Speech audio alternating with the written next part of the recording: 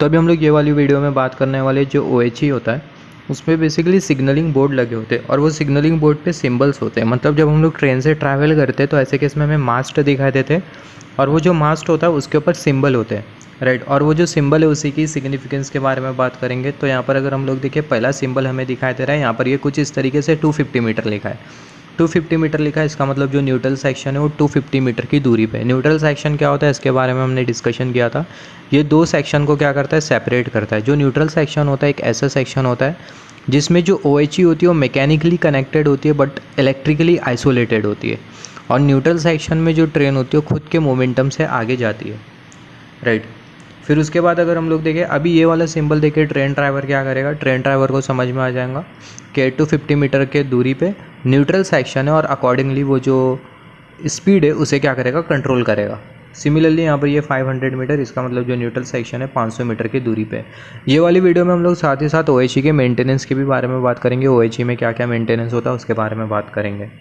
अब यहाँ पर अगर हम लोग देखें, यहाँ पर ये वाला सिंबल हमें क्या दिखाई दे रहा है, ये वाला सिंबल हमें बोल रहा है switch off power before neutral section. Neutral section से पहला जो पावर है वो हमें क्या करना होता है, स्विच ऑफ करना होता है लोको का पावर, जो कि हमें ये वाला सिंबल दिखाई दे रहा है, शो कर रहा है। और ये वाला जो सिंबल है ये हमें क्या शो कर रहा है, switch on power after neutral section. Neutral section के बाद जो पावर है हमें स्विच करना है, जो कि हमें ये वाला सिंबल शो कर रहा है, राइट। अब यहाँ पर अगर हम लोग देखें ये सिंबल से ही पता चल रहा है, इसका मतलब क्या है, take down pantograph before neutral section. जब भी ये सिंबल आ जाएगा तो इसका मतलब जो पेंटोग्राफ होगा उसे हमें क्या करना होगा, नीचे करना होगा, नीचे करना होगा। इसका मतलब न्यूट्रल सेक्शन आने वाला है, राइट। न्यूट्रल सेक्शन के बस थोड़ी देर की दूरी पे ये वाला सिंबल लगा होता है। और ये वाला सिंबल क्या हमें इंडिकेट कर रहा है, take up pantograph after neutral section. Pantograph को हमें ऊपर करना है न्यूट्रल सेक्शन के बाद। न्यूट्रल सेक्शन जब चले जाएगा तो हमें पेंटो का ऊपर कर देना है, ऊपर की तरफ कर देना है, रेस कर देना है, जो कि हमें ये वाला सिंबल शो कर रहा है। ये वाला सिंबल हमें क्या शो कर रहा है, डेड स्टॉप शो कर रहा है, राइट। और यहाँ पर ये वाला जो सिंबल है 60, कुछ इस तरीके से ट्रायंगल बना है, स्पीड लिमिट। और यहाँ पर ये वाला जो सिंबल है ये हमें क्या शो कर रहा है, ये वाला बोर्ड हमें क्या शो कर रहा है, whistle board on approach level on whistle board on approach the level crossing. मतलब ये वाला सिंबल हमें क्या शो करता है, ये WL हमें, इसका मतलब होता है विसल बोर्ड। जब भी लेवल क्रॉसिंग आ रही होती है तो ऐसे केस में ये वाला सिंबल लगा होता है। जब भी ट्रेन लेवल क्रॉसिंग से जा रही होती है, जिसे हम लोग रेलवे फाटक बोलते हैं लोकल लैंग्वेज में, तो जब ट्रेन हमारी रेलवे फाटक से जा रही होती है तो ऐसे केस में हमें क्या करना होता है, हमें हॉर्न प्रेस करना होता है, विसल बजाना होता है। तो ये वाला जो सिंबल है ये हमें वो इंडिकेट कर रहा है, whistle board on approach the level crossing. Level crossing के अगर हम लोग देखें, यहाँ पर ये वाला जो सिंबल है ये भी हमें शो कर रहा है लेवल क्रॉसिंग। ये वाला जो सिंबल है ये हमें क्या शो कर रहा है, ये हमें सिग्नल अहेड, मतलब आगे की तरफ सिग्नल है, जो कि हमें ये वाला सिंबल शो कर रहा है। और यहाँ पर ये वाला सिंबल हमें क्या शो कर रहा है, रेल रोड क्रॉसिंग। यहाँ पर अगर हम लोग देखें ये वाला सिंबल और ये वाला सिंबल दोनों का मतलब सेम है। L मतलब क्या हो जाएगा, लेवल क्रॉसिंग। RR क्या हो जाएगा, रेल रोड, मतलब वही लेवल क्रॉसिंग, मतलब रेल रोड क्रॉसिंग, दोनों का सेम मतलब है। ऐसे बहुत से सिंबल होते हैं जिसके बारे में हम लोग बहुत डिटेल में डिस्कशन कर सकते हैं। अगर हमें रेलवे में किसी, जैसे कि रेलवे में अगर हमें पावर सप्लाई ट्रैक्शन डिपार्टमेंट में अगर हमें जॉब लगती है तो ऐसे केस में हम लोग ये सब चीज़ें बहुत डिटेल में डिस्कशन करते हैं। तो यहाँ पर हम लोग इतना डिटेल में डिस्कशन नहीं करेंगे। अभी हम लोग बात करते हैं OHE के मेंटेनेंस के बारे में। OHE का मेंटेनेंस हम लोग किस तरीके से करते हैं, राइट। OHE क्या होती है, जो OHE होती है वो क्या करती है, ओवरहेड वायर को कैरी करती है। OHE में हमें कैंटिलीवर मिलता है, मैसेंजर वायर होता है, कॉन्टैक्ट वायर होता है, ड्रॉपर होता है, स्टेडी आर्म होता है, राइट। जैसे हमने बात किया था, रजिस्टर आर्म होता है, ब्रैकेट ट्यूब होता है, स्टे ट्यूब होता है, राइट। तो अभी हमें OHE के मेंटेनेंस के बारे में बात करना है। तो यहाँ पर सबसे पहले हम लोग OHE का मेंटेनेंस जब करते हैं तो ऐसे केस में हम लोग क्या करते हैं, checking tightness of OHE and cantilever. जो OHE और जो कैंटिलीवर है उसकी टाइटनेस को चेक करना बहुत इंपॉर्टेंट है। जैसे कि हमने डिस्कस किया था, जो कैंटिलीवर होता है फ्लेक्सिबल असेंबली होती है, राइट। और अगर उसकी अगर हम लोग flexibility her interval of time में चेक नहीं करेंगे तो ऐसे केस में क्या हो सकता है, जो कैंटिलीवर है वो क्या हो सकता है, ब्रेक हो सकता है, राइट। तो जो फ्लेक्सिबिलिटी वो हमें कंटिन्यूसली चेक करना होता है, right. Checking tightness of OHE and cantilever. Tightness कम होगी due to wind and due to vibration caused by pantograph when train comes, right. जो टाइटनेस होती है, जैसे हमने बात किया OHE और जो कैंटिलीवर की जो टाइटनेस होती है वो कम से कम होती है, राइट। ये हमने इससे पहले डिस्कशन किया है। जो कैंटिलीवर होता है वो एकदम फ्लेक्सिबल सिस्टम होता है, उसकी जो टाइटनेस होती है वो कम से कम होती है, राइट। तो विंड के वजह से और ट्रेन जब क्रॉस करेंगी तो होगा क्या, बेसिकली वाइब्रेशन जनरेट होगा और ये कैंटिलीवर के फ्लेक्सिबल नेचर की वजह से वो जो वाइब्रेशन होगा क्या हो जाएगा, एब्जॉर्ब हो जाएगा, राइट। तो जो कैंटिलीवर है उसकी हमें फ्लेक्सिबिलिटी चेक करना होता है, टाइटनेस चेक करना होता है, टाइटनेस जो है वो कम से कम होना चाहिए। Cleaning of OHE insulator due to steam loco and diesel loco. Steam loco और डीजल लोगो की वजह से हो क्या सकता है, जो इंसुलेटर है उस पर डस्ट लग सकती है। तो जो OHE के जो इंसुलेटर होते हैं वो भी हमें क्या करने होते हैं, क्लीन करने होते हैं।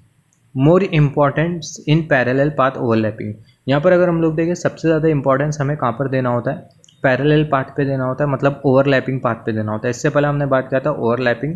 ओवरलैपिंग में हमने डिस्कशन किया था ओवरलैपिंग प्रोसेस क्या होता है, दो सेक्शन की जो OHE होती है, या फिर हम लोग बोल सकते हैं एलिमेंट्री सेक्शन की जो OHE होती है उसको कनेक्ट करने का जो काम होता है उसी को हम लोग बेसिकली बोलते हैं ओवरलैपिंग, राइट।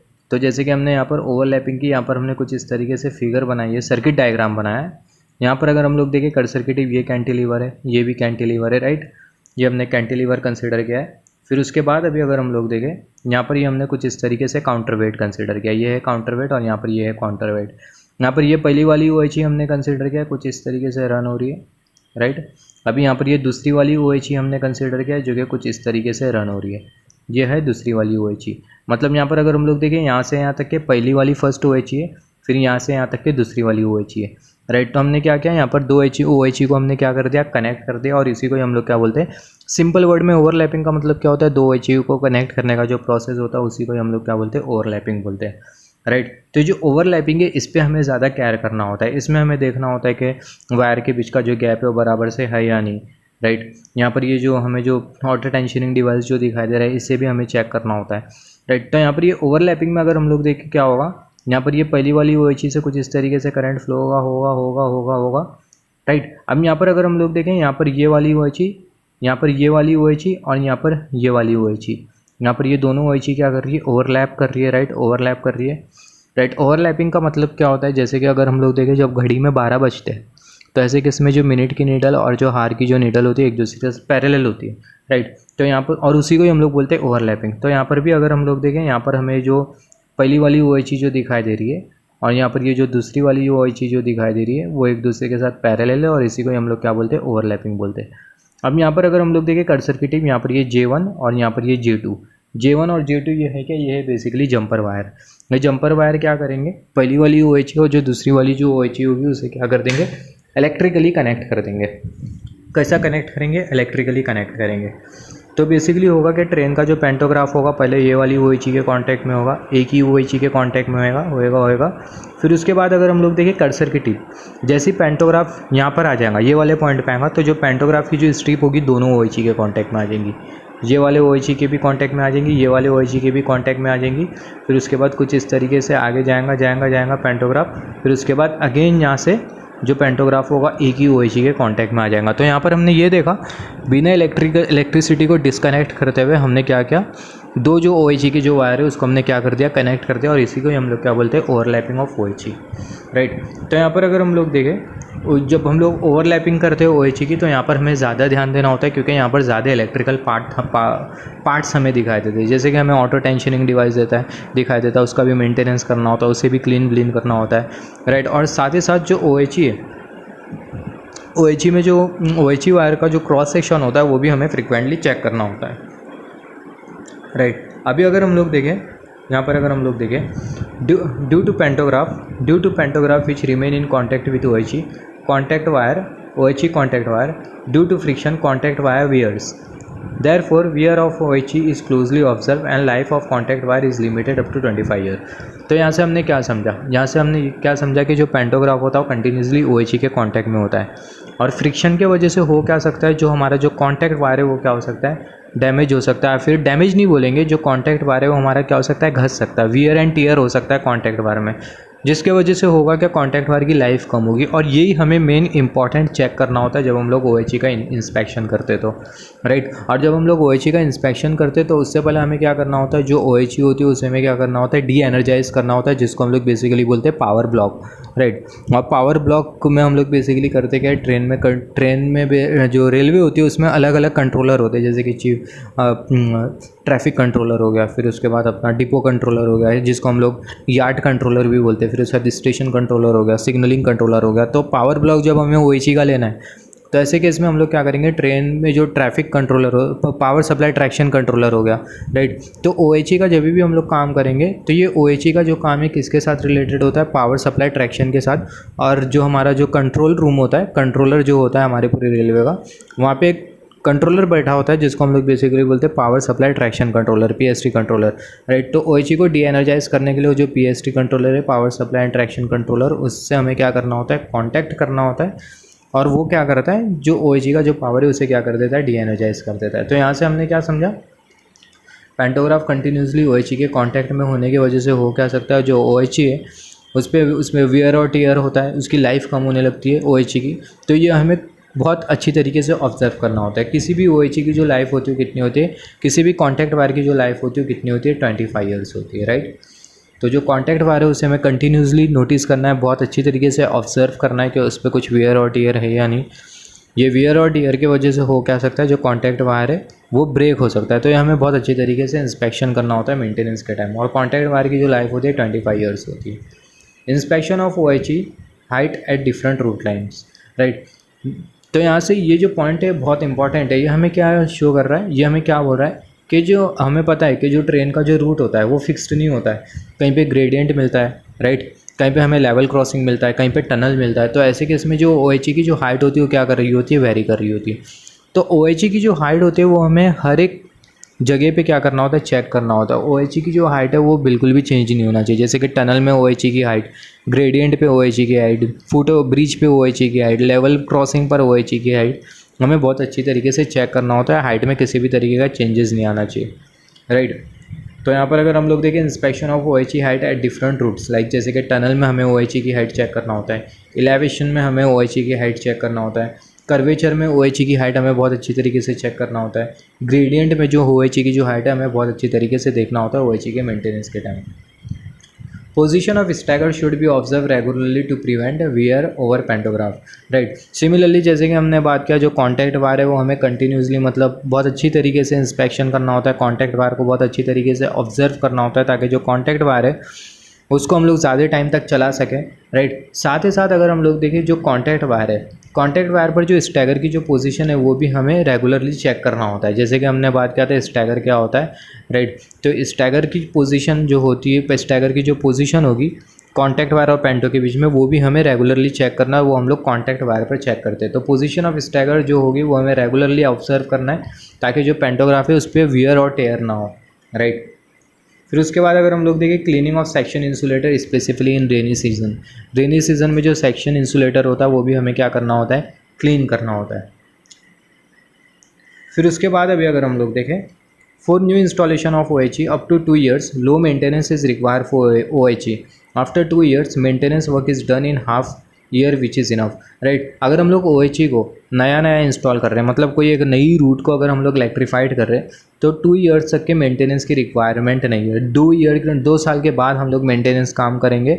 और वो जो मेंटेनेंस का जो काम है उसको हम लोग हाफ ईयर भी अगर करें, 6 महीना भी करें तो भी काफ़ी है, राइट। तो 2 साल तक के कोई मेंटेनेंस का काम हमें नहीं करना होगा हमारे OHE पर, या फिर करेंगे तो बहुत मतलब लाइट मेंटेनेंस वर्क करेंगे। Maintenance work in which we need to cut supply, right. Maintenance work जब हम लोग OHE का काम करते हैं तो ऐसे केस में हमें क्या करना होता है, हमें ऑब्वियसली सप्लाई को कट करना होता है। अगर सप्लाई को कट नहीं करेंगे तो OHE का हम लोग काम कर ही नहीं पाएंगे। और जब हम लोग OHE में काम करते हैं ओवरहेड वायर के साथ, तो 2 मीटर का डिस्टेंस बनाना बहुत ज़रूरी होता है जब हमारी OHE एनर्जाइज्ड होती है तो, राइट। और सेफ्टी सर्कुलर के रिगार्डिंग, सेफ्टी सर्कुलर को कंसिडर करते हुए जब भी हम लोग OHE का काम करते हैं तो पावर को हम लोग ब्लॉक करते ही करते हैं। पावर ब्लॉक करते हैं मतलब OHE को डी एनर्जाइज्ड कर देते हैं। Maintenance work in which we need to cut supply, तो मेंटेनेंस वर्क जिसमें हम लोग सप्लाई कट करते हैं, ये स्टेटमेंट को हम लोग ज़्यादा कंसीडर नहीं करेंगे। मेंटेनेंस वर्क जिसमें हमें सप्लाई को कट करना होता है, मैं बता रहा हूँ जब भी OHE का काम करते हैं हम लोग, तो हम लोग OHE की सप्लाई को पूरी तरीके से कट कर देते हैं। ऐसा नहीं कि अगर हमें न्यूट्रल सेक्शन को क्लीन करना है तो हम लोग OHE को डी एनर्जाइज नहीं करें। ऐसे में जो पर्सन होगा वो उसे शॉक लग जाएगा और उसकी डेथ हो जाएंगी, राइट। तो यही रीज़न की वजह से जो OHE होती है उसे हमें डी एनर्जाइज करना होता है। तो ये स्टेटमेंट हमें नहीं कंसिडर करना है। सारे OHE के काम में सप्लाई को हम लोग कट कर देते हैं, checking of nut bolt OHE and fitting. साथ ही साथ अगर हम लोग देखें जो OHE में जैसे कि मैंने डिस्कस किया जो इलेक्ट्रिकल पार्ट्स होते हैं उसे भी हमें क्या करना होता है, चेक करना होता है। जैसे कि हमने डिस्कस किया था ऑटो टेंशनिंग जो डिवाइस होता है, ऑटो टेंशनिंग डिवाइस में पुली लगी होती है, राइट, इक्वलाइजिंग रिंग लगी होती है, तो वो सब हमें क्या करना होता है, हमें चेक करना होता है बहुत अच्छी तरीके से। नट बोल्ट के साथ कनेक्टेड होते हैं वो सब, तो हमें बहुत अच्छी तरीके से चेक करना होता है। तो checking of nut and bolt of OHE and fitting. Checking of ground clearance at every route like tunnel, bridge, level crossing. जैसे कि हमने बात किया ग्राउंड क्लियरेंस को भी हमें चेक करना होता है हर एक जगह पे, जैसे कि टनल हो गया, ब्रिज हो गया, लेवल क्रॉसिंग हो गया। स्टैगर की पोजीशन हमें चेक करना होता है, ओवरलैपिंग पे भी चेक करना होता है, इंसुलेटर को भी हमें क्लीन करना होता है। Checking of isolator, greasing of isolator. यहाँ पर अगर हम लोग देखें OHE का मेंटेनेंस हम लोग कर रहे हैं, इसका मतलब ये नहीं कि हम लोग messenger, contact wire, dropper, cantilever से ही डील करेंगे। जितने जो स्विच गियर हो गए उससे भी हमें डील करना होता है। मतलब जैसे कि जो आइसोलेटर होता है उसे भी हमें चेक करना होता है, सर्किट ब्रेकर को भी हमें चेक करना होता है, करंट ट्रांसफार्मर, वोल्टेज ट्रांसफार्मर, उसको भी हमें क्या करना होता है, चेक करना होता है, राइट। तो ये ओवरऑल पूरा मेंटेनेंस में आ जाता है, राइट। यहाँ पर ये वोल्टेज ट्रांसफार्मर हम लोग क्यों लगाते हैं, वोल्टेज ट्रांसफार्मर करता क्या है, जो 25 kV जो वोल्टेज है उसे स्टेप डाउन करता है, और वो स्टेप डाउन करने के बाद हमें इतना वोल्टेज देता है जिसको हम लोग रीड कर पाते हैं। मतलब जैसे कि सिंपल वर्ड में अगर हम लोग बोले, अगर 25,000 किलोवोल्ट का जो वोल्टेज है उसे मेजर करने के लिए आज तक के कोई वोल्ट मीटर बना है, कोई एम मीटर बना है, ना ही कोई वोल्ट मीटर बना है वोल्टेज को मेजर करने के लिए, ना ही कोई एम मीटर बना है करंट को मेजर करने के लिए 25 kV वोल्टेज लाइन को, राइट। तो ऐसे केस में हम लोग करेंगे क्या, ऐसे केस में जो वोल्टेज है उसे हम लोग स्टेप डाउन कर देंगे पोटेंशियल ट्रांसफार्मर के थ्रू, और जो करंट है उसे भी स्टेप डाउन कर देंगे करंट ट्रांसफार्मर के थ्रू, और वो जो लो मैग्नीट्यूड का वोल्टेज और जो करंट होगा उसका हम लोग मेजरमेंट लेंगे किसके थ्रू, वोल्ट मीटर और एम मीटर के थ्रू, राइट। तो हमें वोल्टेज का भी मेजरमेंट करना होता है जब हम लोग मेंटेनेंस कर रहे होते हैं। तो lubricating moving part of counter wait and पुली। जैसे कि हमने बात किया जो काउंटर वेट और जो पुली उसके जो मूविंग पार्ट है उसको भी हमें लुब्रिकेशन करना होता है, राइट, ताकि वो बराबर से मतलब मूव हो पाए। Equalising ring in counter wait should be properly vertical. जो इक्वलाइजिंग रिंग है काउंटर वेट में कैसी होना चाहिए, परफेक्टली वर्टिकल होना चाहिए। तो ये भी बहुत इंपॉर्टेंट है, जो इक्वलाइजिंग रिंग है काउंटर वेट में परफेक्टली वर्टिकल होना चाहिए, ताकि जो कॉन्टैक्ट वायर और जो कैटेनरी वायर पे जो टेंशन बनेगा 1000 kg का वो बराबर होना चाहिए, राइट। तो जो इक्वलाइजिंग रिंग और जो काउंटर वेट है वो भी बराबर में होना चाहिए। इक्वलाइजिंग रिंग वर्टिकल पोजीशन पे होना चाहिए ताकि जो कैटेनरी और जो कॉन्टैक्ट वायर है दोनों पे हम लोग 1000 kg का टेंशन को मेंटेन रख सकें।